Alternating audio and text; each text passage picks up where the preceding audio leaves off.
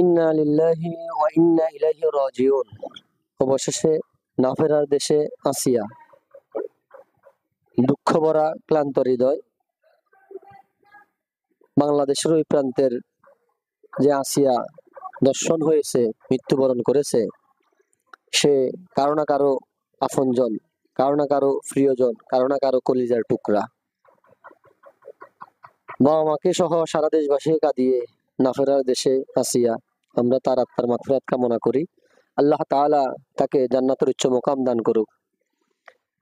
অবশেষে যে বা যারা এই আসিয়াকে দর্শন করেছে তাদের উপযুক্ত শাস্তি দাবি করছি, এবং সবাই সবার অবস্থান থেকে প্রতিরোধ গড়ে তুলুন।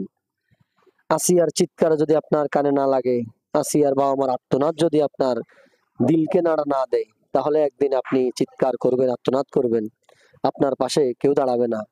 অতএব এখনই প্রতিবাদ গড়ে তুলুন। আমরা চাইলে যে দর্শক, অপরাধী, লম্পট, তাদেরকে আমরা শাস্তির ব্যবস্থা করতে পারি।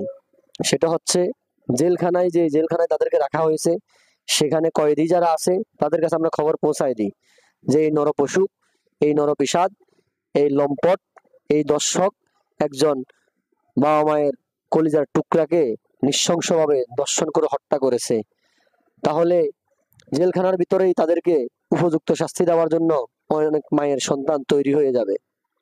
অতএব তাদেরকে শাস্তির ব্যবস্থা করুন। আপনি আপনার অবস্থান থেকে প্রতিরোধ গড়ে তুলুন এবং সর্বোচ্চ শাস্তির দাবি করুন। কিন্তু তার যে বাবা মা, সন্তান, তাদেরকে আঘাত করবেন না। আমরা ইতিপূর্বে খবর পেয়েছি আসিয়াকে যারা দর্শন করেছে তাদের বাড়িঘর জ্বালিয়ে দেওয়া হয়েছে। সেই ক্ষেত্রে আমি বলবো, অপরাধীকে শাস্তি দিন, তার বাবা মাকে না, তার বাচ্চাকে না, তাদের কোনো অপরাধ নাই। তাদেরকে উপযুক্ত শাস্তি দিন। যারা দর্শন করেছে, যারা দর্শক, যারা অপরাধী, যারা নিকৃষ্ট প্রাণী, তাদেরকে শাস্তি দেওয়ার ব্যবস্থা করুন। অতএব আজকে যদি আপনি প্রতিরোধ গড়ে না তুলুন, কালকে আপনার জন্য কেউ আসবে না।